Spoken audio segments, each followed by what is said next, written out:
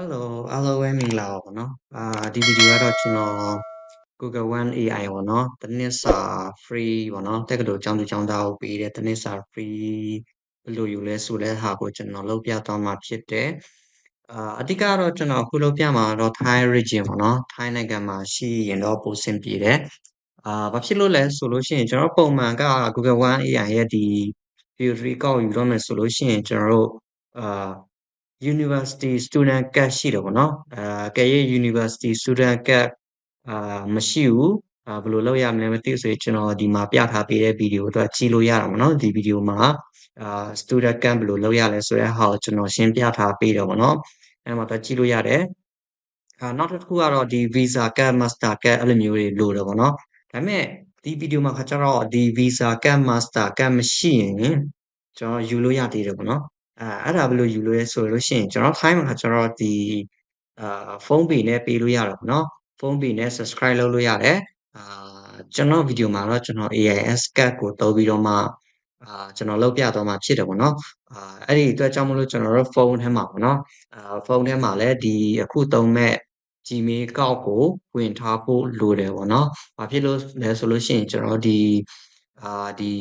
ပတ်စံပေးရတဲ့အကောင့်ရှိတ်ရတဲ့နေရာမှာရောက်ချိန်ကျွန်တော်ဖုန်းရဲ့ AIS ကနဲ့ရှိတ်လိုက်မယ်ပေါ့နော်ဒါပေမဲ့သူကတော့ free ဖြစ်တဲ့အတွက်ပတ်စံတော့မဖြစ်သေးဘူးပေါ့နော်တစ်နှစ်ကုန်မှသူကပတ်စံဖြစ်မယ်ပေါ့နော်ဟုတ်ပြီဒါဆိုလို့ရှိရင်ကျွန်တော်တို့လုပ်ကြည့်မယ်ပေါ့နော်ပထမဆုံးအနေနဲ့ကျွန်တော်တို့ဒီ Google Student Offer ဆိုတာကိုကျွန်တော်ရေးချလိုက်ပါတော့အဲ့ဒီမှာဒီပေါ်ဆုံးမှာပေါ်လာပြီပေါ့နော်ဒီပေါ်ဆုံးတစ်ခုကျွန်တော်နှိပ်လိုက်မယ်ကျွန်တော် translate လေးပြောင်းလိုက်ပါနော်ဆိုတော့ဒီမှာ accept offer ဆိုတာရှိတယ်နှိပ်လိုက်မယ်ဒီမှာပေါ့နော်ဒါတော့ verify တစ်ချက်လုပ်ကြည့်အောင်နော်တချို့ Gmail ကောက်ဆိုမရဘူးပေါ့နော်အဲ့ဒါရမရဆိုတာဒီမှာကျွန်တော်လုပ်ကြည့်မယ်ဒီလိုပေါ်ရင်တော့ရတယ်ပေါ့နော်ကျွန်တော်လုပ်လို့ရတယ်ဒီမှာကျွန်တော်ရွေးလိုက်ပါပေါ့နော်ကျွန်တော်country ကကျွန်တော် Thailand နဲ့ရွေးပါပေါ့နော် Thailand school ကျွန်တော်တို့အကြောင်းပေါ့နော်ကျွန်တော်အရှိဗီဒီယိုမှာကျွန်တော် student card လုပ်ထားတယ်အဲ့ဒီမှာကျွန်တော် Chiang Mai University နဲ့ကျွန်တော်ထည့်ထားအောင်နော်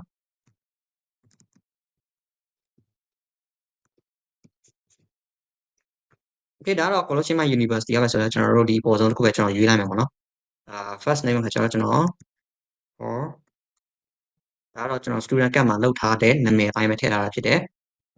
တစ်လပိုင်း10ရက်ကိုကျွန်တော်လုပ်ထားတယ်ပေါ့နော်တစ်လပိုင်း10ရက်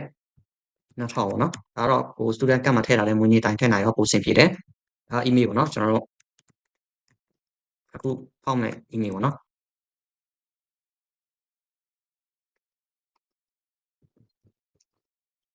ပြီးလို့ရှိရင်ဒီမှာ verify လုပ်လိုက်မှာပေါ့နော်ဒီမှာ sign into your school ဆိုတဲ့ဟာတော့ပေါ်လာပြီးတယ်ကျွန်တော် sign in လုပ်လိုက်မှာပေါ့နော်โอเคဒါပေမဲ့ကျွန်တော် sign in လုပ်စရာမလိုဘူးပေါ့နော်ဒီကောင်ပြန်ပိတ်လိုက်လို့ရတယ်ပြီးလို့ရှိရင်ဒီမှာပေါ့နော်ပြန်ပိတ်ပြီးလို့ရှိရင်ဒီနောက်နေရာပြန်ရောက်သွားတယ်ဒီမှာဒါ upload လုပ်ပေးရမှာနော်ကျွန်တော် student ID card ထည့်ပေးရမယ် student ID card တော့ခုနကျွန်တော်ရှေ့ဗီဒီယိုမှာကျွန်တော်ပြောရလို့ရကျွန်တော်ဟိုလောက်ထားတဲ့ student ID card ကိုဒီမှာထည့်ပေးလို့ရတယ်ပေါ့နော်ဟုတ်ပြီဒါတော့ကျွန်တော် student ID card ထည့်ရအောင်နော် document ကျွန်တော်လောက်ထားတဲ့ student ID card ကျွန်တော်တစ်ချက်သွားချလိုက်ပါတော့နော်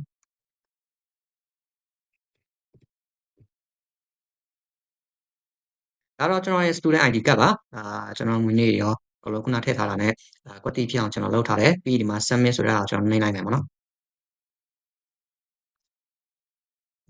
အေးဒါတော့ processing လုပ်နေတယ်ပေါ့နော်အဲ့ဒီခါကျရင်တော့ကျွန်တော်တို့ဖုန်းထဲမှာGmail တွေဝင်ပေါ့နော်အဲ့ဒီခါကျရင်ကျွန်တော်ဖုန်းနဲ့ဆက်လုပ်ရမယ်ပေါ့နော် Okay you have been verified ဖြစ်သွားပြီဆိုရင်ဒါကရသွားပြီပေါ့နော်ကျွန်တော်တို့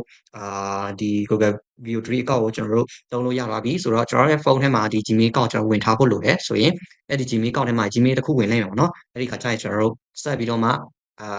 subscribe လုပ်တဲ့ဟာကိုကျွန်တော်လုပ်ပြသွားမယ်ပေါ့နော်ဆိုတော့ကျွန်တော် access ကိုတော့ကျွန်တော်ဖုန်းနဲ့လုပ်ပြသွားမယ်ပေါ့နော်ဆိုတော့ကျွန်တော်ဖုန်းထဲရောက်သွားပြီဆိုလို့ရှိရင်ကျွန်တော် Gmail ကိုတစ်ချက်တော့ဆင်းကြည့်မယ်ပေါ့နော်ကျွန်တော် Gmail account ထဲသွားလိုက်မယ်ဒီပေါ်ဆုံးမှာပေါ့နော်ကျွန်တော်တို့ခုနverification လုပ်ထားတာသူပို့လာပေးပြီဆိုတော့အဲ့ဒီထဲကိုဝင်လိုက်မယ်ပြီးလို့ရှိရင်ဒီမှာ gap AI pro ဆိုတာရှိတယ်ပေါ့နော်အဲ့ဒါကိုကျွန်တော်တို့နှိပ်လိုက်မယ်ပြီးလို့ရှိရင် get student offer ဆိုတော့ကျွန်တော်ဆက်နှိပ်လိုက်မယ်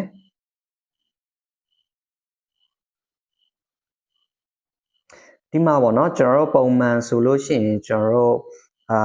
visa card တို့ကျွန်တော် bank account တို့ paper တို့နဲ့ချက်ရတော့ဗောနော်ဒီမှာခါကျတော့ကျွန်တော် paper လည်းမရှိဘူးvisa card လည်းမရှိဘူးဗောနော်ကျွန်တော်ဒီမှာ Shopee Pay တို့ True Wallet လည်းဆိုတော့ထိုင်းနိုင်ငံသားပဲရတာဗောနော်အဲဆိုတော့ကျွန်တော် pay on your phone ဗောနော်ဒီအောက်ဆုံးမှာ pay on your phone ဆိုတော့ကျွန်တော်နှိပ်လိုက်မယ်ခေဒါတော့ got it ကျွန်တော်လုပ်ပေးလိုက်ဗောနော်ပြီးကျွန်တော်ပေါ်ဆွဲချလိုက်မယ်ဒီမှာဗောနော်ပေါ်ဆက်ချလိုက်အချိန်မှာဆိုရင်ဒီ Play Store ကနေဒီ continue your purchase ဆိုတဲ့ဟာပေါ်လာပြီးတော့ဗောနော်အဲ့ဒါတော့ကျွန်တော်တစ်ချက်နှိပ်လိုက်မယ်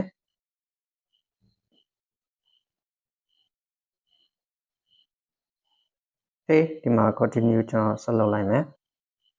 accept ဟုတ်ပြီဒီထက်ရောက်သွားပြီဆိုလို့ရှိရင်ကျွန်တော်တို့ဒီအောက်ဆုံးမှာဗောနော် add AIS billing ဆိုတာရှိတယ်အဲ့ဒါကိုကျွန်တော်နှိပ်လိုက်မယ်ဗောနော်ပြီးကျွန်တော် enable နှိပ်လိုက်မယ်ဒါတော့သူဒီ AIS scan နဲ့သူချိန်နေဗောနော်မှာ Thailand ပြီး save and continue ကျွန်တော်နှိပ်လိုက်မယ်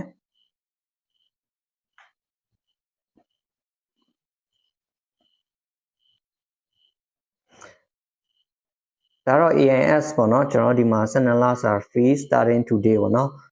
2026အောက်တိုဘာ22ရက်နေ့ဆိုကုန်ဘူးပေါ့နော်အဲ့ဒီရက်ကနေစလို့ဒီတစ်လကိုဘတ်950သူစဖြစ်မယ်ပေါ့နော်ဒါတော့အခွန်တွေပါတယ်ပါပြီကျွန်တော် AIS ရဲ့ B ကနေသူဖြစ်မယ်ဒါကို subscribe နှိပ်လိုက်မှာပေါ့နော်အဲ့ဒါတော့ကျွန်တော် password ထည့်ခိုင်းရမှာနော်ဒါကကို Gmail ရဲ့ password ပေါ့နော်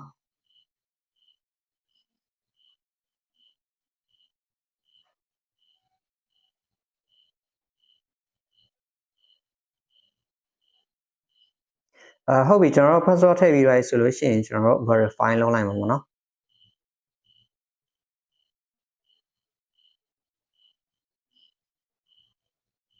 no thanks လုပ်လိုက်မယ်ကဲဒါတော့ subscribe ဖြစ်သွားပြီပေါ့နော်ဆိုတော့ကျွန်တော်တို့ရဲ့ Gmail account ဒီတစ်ခေါက်ကတော့လုံးဝဒီ Google AI Pro account တစ်နှစ်စာ free ရသွားပြီပေါ့နော်ဆိုတော့ကျွန်တော် video တွေစိတ်ကြိုက်ဖန်တီးလို့ရပြီပေါ့နော်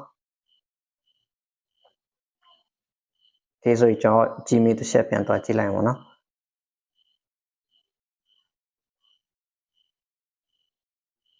ဒီမှာပေါ့နော်ကျွန်တော်တို့AI Pro ကောက်ရသွားပြီပေါ့နော်ဒါတော့တစ်နှစ်စာဖြစ်တယ်ဒါပေမဲ့ကျွန်တော်ပုံမှန်ဒီလိုမျိုးလုပ်ပြီးတော့ဆိုလို့ရှိရင်နောက်နှစ်ဒီလို2026ဒီလိုရက်မျိုးမှာသူကစဖြတ်ပြီเนาะကိုယ့်ရဲ့ bay ကိုစဖြတ်ဖြစ်တဲ့အတွက်အဲ့ဒီအရာကိုကျွန်တော်တခါတည်း cancel လုပ်ထားလိုက်မယ်ပေါ့နော်နောက်ကျရင်သူက bay ကိုမဖြစ်အောင်ပေါ့နော်ကျွန်တော်ဒီမှာဆိုရင် manage your Google account ဆိုတာရှိတယ်အဲ့ဒါကိုနှိပ်လိုက်မှာပေါ့နော်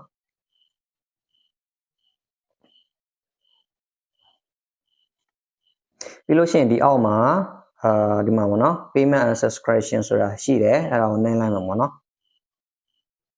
ဒီမှာပေါ့နော် payment မှာဆိုကျွန်တော်ခုန AIN နဲ့ထည့်ထားတာဖြစ်တဲ့အတွက် AIN ပေါ်နေပြီးတယ်ဒီအောက်မှာဆိုရင် subscription က Google One ပေါ့နော် Google One AI ကိုရှိတယ်ပေါ့နော်အဲ့တော့ကျွန်တော်ဒီမှာတစ်ချက်ဝင်လိုက်မယ်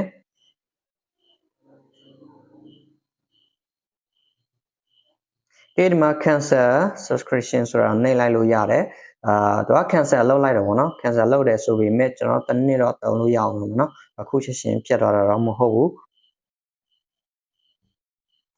ဒီမှာပေါ့နော် cancel subscription ဆိုတာနှိပ်လိုက်မယ်